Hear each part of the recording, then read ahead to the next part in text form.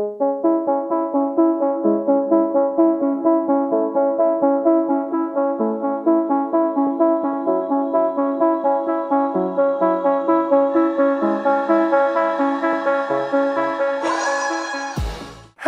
to the Blackout podcast, where I get to talk to amazing people who do amazing things. And I'm so excited for this one because this is something I keep saying I'll do, but I don't.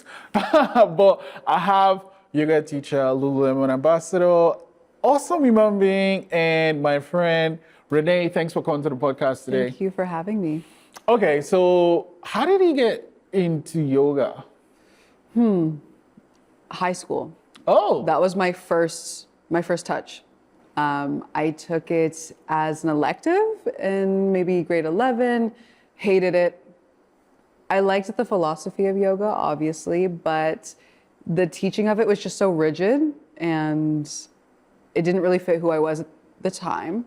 And then I revisited in university. At the end of university, I just felt like my body wanted to be extended, and so I started doing a little bit of whatever I could remember from my high school days, and then I built the confidence and I was able to go back to a studio. I found a few wonderful teachers and I said, wow, I really like this. What do you like about it then versus what didn't you like about it when you first started? Well, when I first started, the way that it was taught to me was that it was supposed to be very formal.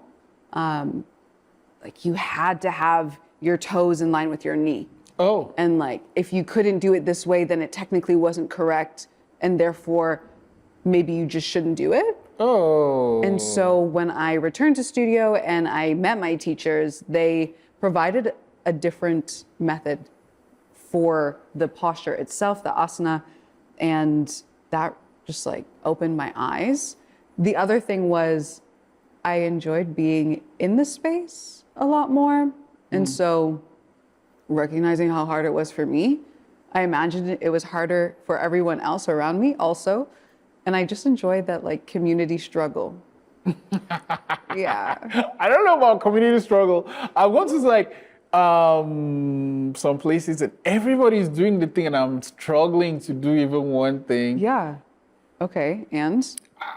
I guess it's ego.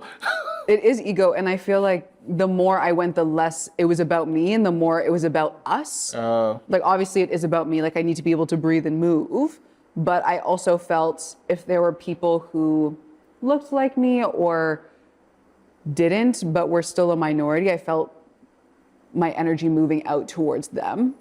And like recognizing if it's hard for me, it might be hard for them, but we're in this together. And then go back. So, okay, so what did you love about this space though? Like apart from the struggle, what other things did you love about the space? I guess I liked how I felt when I left the room. Oh. Yeah, and so I would arrive very chaotically and a bit scattered, and then I would do these really hard postures and movements, and then at the end it felt like bliss. Whether it was or not, hard to say. But there's also like there's a vibe. Like in a studio, which maybe I didn't get in high school. Like the studio like is a container for what you're doing and the energy that you're cultivating, and so it's very intentional and it's very reflective. It's personal, even though there are others experiencing something parallel. Like it's about you in that moment as opposed to everything else. Okay, so you fell in love with it so much, you were like, I'm gonna teach. How was that how long did it take you to decide I'm gonna go learn how to teach? Frankly, probably like 5 classes. Whoa. Not to say that I'm going to do my training immediately, but more so I think I can do this for my community in a way that is not being provided here. Oh. Not that it was even like ego driven. I don't think that I do it better, but I thought that I could do it differently and have hopefully a similar effect. I felt good because of my teacher. I wanted to do that for someone else. So what did your teacher do that made you feel good? I don't know, just I think the intentionality behind the sequences, and when you do start to learn the philosophy, learn the like scientific method of formulating a class, like there's a lot of energy work to be done and a lot of foundation to be laid. And I think they did that in a way that brought me to this new place, this understanding, this connection to an energy that I didn't have before. That's wild. Yeah. Okay, so I know it wasn't class 5, like I'm going to teach. What was the, when you finally decided to teach, what was the process for getting to become a yoga teacher? So you have an option of doing a 200-hour or a 500-hour training. What is the, I mean, apart from the time, obviously, but what are some other differences? Probably like depth. So 200, you're really just scratching the surface. 500, you are becoming certified in different modalities or like different offsets of what yoga was in its first place. So I started with my 200-hour, but since then I probably have like 350. Wow. Now that I've taken other trainings such as like a vinyasa krama or like a breath work, and you just like keep adding to your repertoire. So 500 hours. How long would that take? I've recently been looking into like the length of a 500-hour as opposed to doing like 200 and then 300. The trainings that are being offered are anywhere from like a month to 60 days. And so it really just depends. Or if it's an online version, like you have more time. Oh, wow. Yeah. And then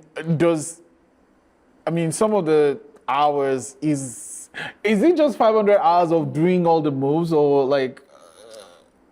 I mean, there's always the asana practice, like you're always moving at least once a day, but that's just so that you're able to do the rest. And so yoga actually is an 8-limb philosophy, and asana is the third. And so it's methodically placed in these 8 limbs, which is like a stepping stone, actually. So what you learn basic is your yamas and niyamas, which are like your like permissions and prohibitions. And then you move into like the physical, that is you moving your body. Next is breath work. And so it builds on top of each other until you land in enlightenment. And maybe not land, but once you've developed all of the tools that you need to be in samadhi, which is enlightenment. What do you? Oh my God. Okay. Yeah. Okay, so you do 300. How many hours now? I don't know, but definitely like 300-ish. God damn it! And can you start teaching once you've done the 200-hour thing? Okay. So Pretty much. Did you start teaching right away once you got to the 200-hour mark? No? No, because, and like no shade, but just after I was done, I felt not unprepared, but where I did my training, what they wanted to offer next as like a next step for their trainees just felt like a money grab. And so it just made me feel very discouraged about whether I should be teaching or not. And so I said, it's okay. Like, I'm actually at a time in my life where I don't need to put more pressure on myself to then go teach. And also at the end of it, I just felt like I needed to sit with it a lot longer. But then, you just like feel inspired one day and you do your Google search. And I saw that there was an opening or like a call out for yoga teachers at a studio, a different studio. And I was like, I'm going to apply just to see. And you know what? I didn't hear back for weeks. And that was fine with me because I was busy doing other things and I just wanted to take my time. And eventually they reached back out and I was like, okay, like we'll try, we'll see. So it wasn't immediate. It was probably like a good few months before I was like, maybe. And then another month to be like, here's an opportunity. Yeah. Okay. So it took weeks to go back to you. And do you remember what your first class teaching was like? okay, well, to become an instructor, you have to do, to become an instructor at a studio, you have to do an audition. Oh. So you put together like a 20-minute practice, and usually they're between 50 and an hour. But you have 20 minutes to make your point and to prove to them that like you know what you're talking about and make it feel right. That was so stressful. That was so stressful. What was stressful about it? Everything. What do you mean? Like, I just told you, like, I was feeling discouraged. I wasn't sure if, like, it was my time to teach, and I was given an opportunity, and I knew that I could, obviously. Like, throughout your training, you have to do multiple trials. So then I reached out to that same teacher who really inspired me to teach, and I asked them if I could just teach them as like a practice, and if they could give me feedback before I go do this audition. And willingly, she said yes. She was like, this is really good. These are the things that I would change, go ahead. And so the first time actually teaching that sequence with the owner of the other studio, she was like, how long have you been teaching for? I said, this is my first time. She's like, wow, you seem really experienced. I would have thought that it's been like at least 5 years. And so that made me feel more confident in at least what I could offer. But yeah. Jesus Christ. It was so scary. I mean, I guess, so maybe it's that fear that made you over prepare, because like if you're doing the thing and they're like, hey, you look like you've been doing this for 5 years, that's wow. How did that feel though? I mean, good, because I worked really hard on that sequence. I loved it, loved it. But also it's just like perception.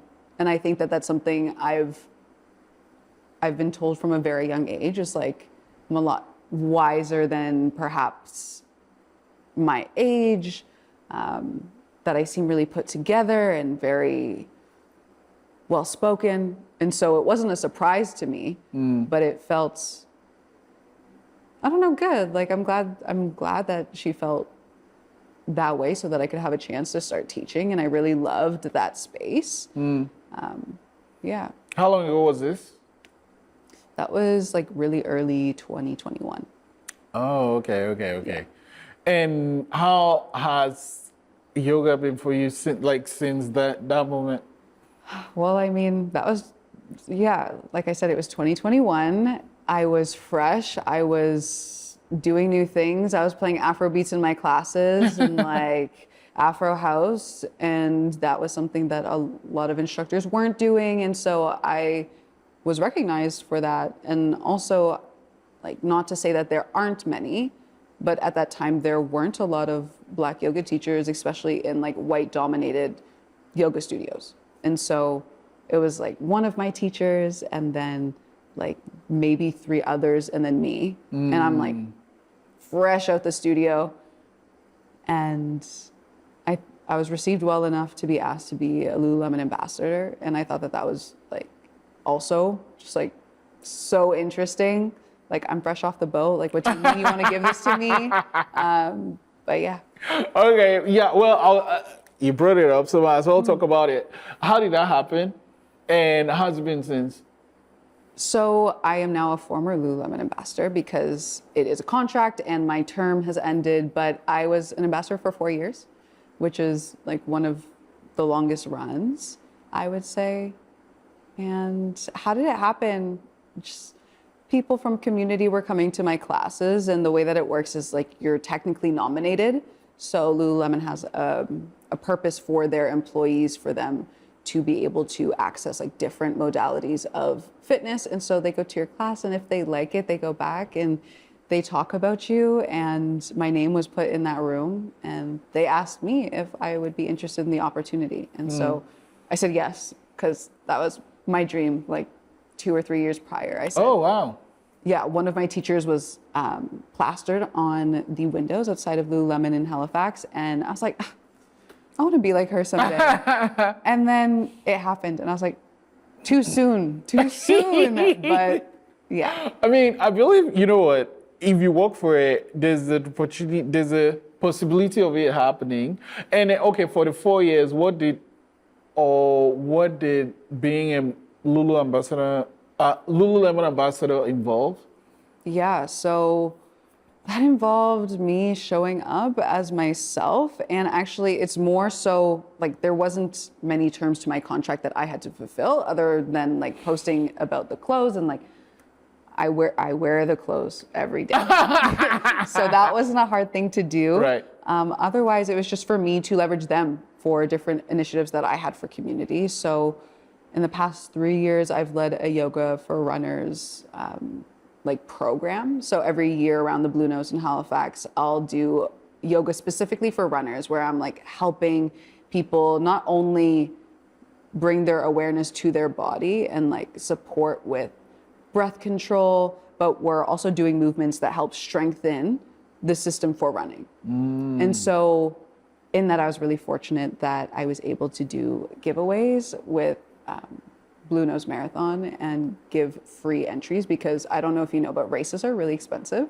You know, so a friend of mine does that, and I was like, I'm going to suffer in my head, right? Oh. Like I'm punishing myself doing this run, but then I still have to pay for. I know, like it's so much. But anyways, so that, but then so near the end of my contract, I was able to outfit people and get them like whole new running gear for their race. And it's just like, it's so nice being able to see people empowered in what they're doing. Yeah. Wow. What do you love about like the outfits though? Because you're like, I'm always wearing it anyway. I mean, look good, feel good. What do you mean? Okay. Yeah, that's the first part. But then also, I mean, getting to know them better through that opportunity, like there's a lot of intention that goes into the clothing. Whether it's the innovation of the fabric itself and what it's supposed to do, or it's the design and how it's supposed to fit, 90% of the time, I'm about it. And until you can do that, keep doing it. Oh my God. Okay. I'm gonna let you go with a little piece of magic. Okay. So I need you to write a number between 1 and 60. 6-0. 60. Do not show me. Once you're done, yeah, I'm pointing to the camera, and I'm gonna use my magic cards to tell you what your number is. Oh wait, so you're not supposed to see the number? Yeah. I'm gonna close my eye, and once you're done, let me know. I'm done. Oh, I should tell you. Yeah. You done? Wait, no. Okay. Okay, I hope that's visible. Yeah. Okay. So, excuse me. Your number is going to be in at least one of these cards, Okay. but it might be in more than one. But it's going to be in at least one. Is your number here? No. Okay. Is it here? No. No, it's not there. Okay. 19. Yeah. Okay. How is that magic? Well, you didn't tell me your number, right? I guess. And then of all the numbers on this card, like there's no way I can pick 19 out of the thing there, right? I guess. So your number on your card came to me magically. And that's how that happened. Oh my God. Renee, first off, thanks for all the amazing things you do, and like how important community is to you and all the amazing things you do. And maybe one day I'll take a yoga class. Maybe. Please. Apparently it's great because apparently it's great for like your back. My back is killing me. So, maybe I'll do that. But thank you so much for everything you do, and thank you for coming to the podcast today. Thank you for having me. It was so much fun.